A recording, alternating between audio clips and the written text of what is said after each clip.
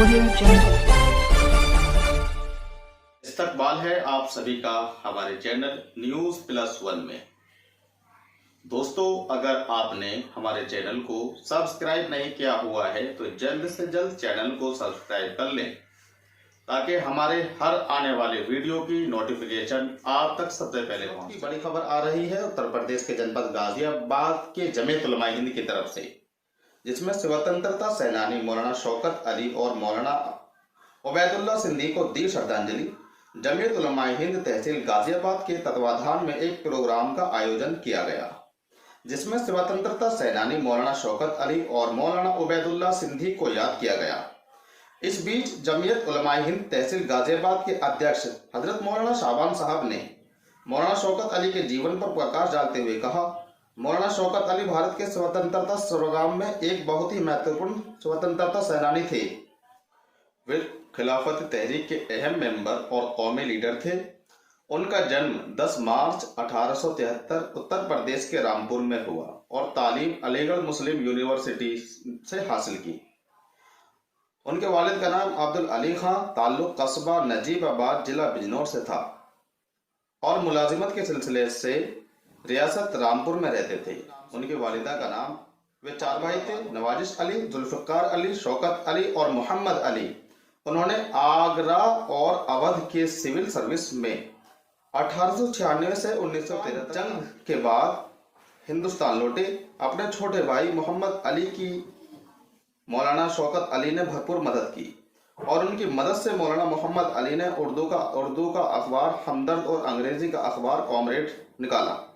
अखबारात में अंग्रेजी हुकूमत के खिलाफ मज़ामिन शाया करने और तहरीक तरक मवालात में महात्मा गांधी की भरपूर हिमायत करने पर मौलाना मोहम्मद अली को 14 सितंबर 1921 से 29 अगस्त 1923 तक लगातार जेल में रहना पड़ा था।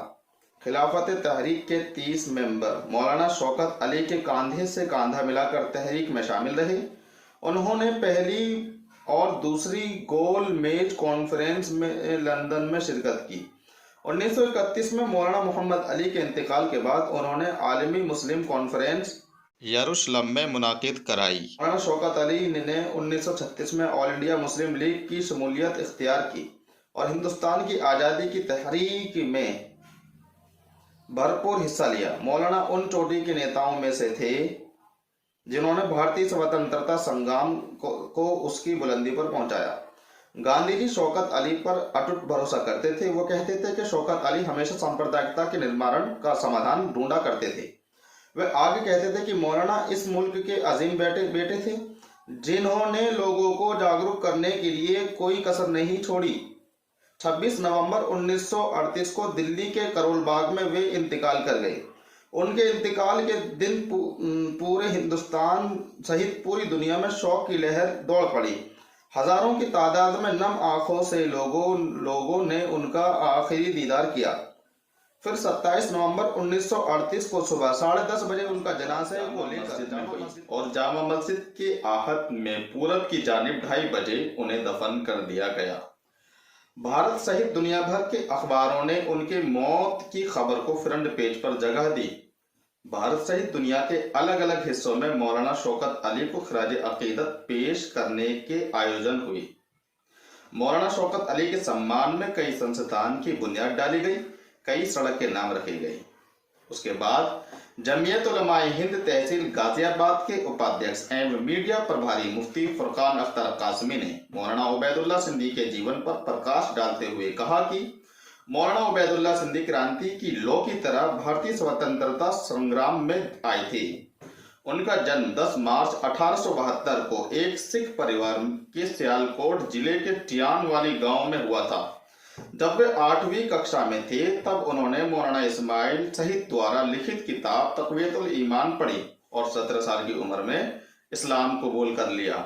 उन्होंने खुद को ब्रिटिश विरोधी के विद्रोह के लिए अपने आप को समर्पित कर दिया था।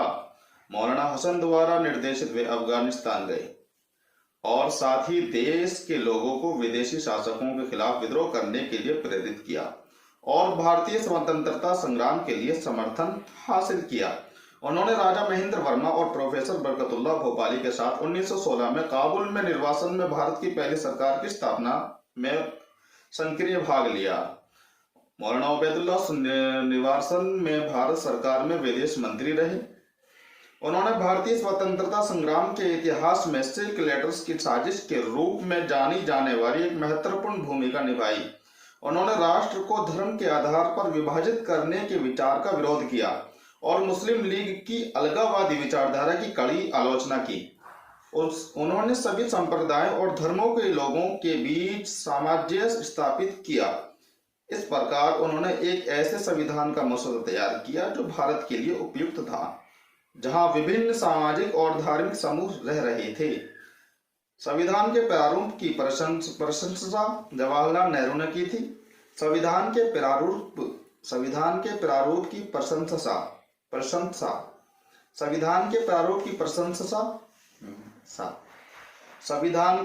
की प्रशंसा जवाहरलाल नेहरू ने की थी। उबैदुल्लाह ने कई किताबें लिखी। उनकी विद्वानों और आम पाठकों ने समान रूप से प्रशंसा की।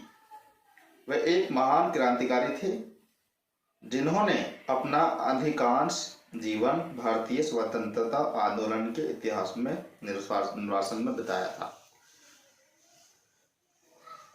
तो ये हमारे वो तारीखी हीरो हैं जिन्होंने इस मुल्क को आज़ाद कराने के लिए अलग अलग तरीके से भूमिका निभाई थी, जिसमें हमारे बहुत लोग शहीद हुए थे और ऐसे बहुत से क्रांतिकारी मौजूद थे जिनको हम और आप अभी नहीं जानते हैं। तो हम कोशिश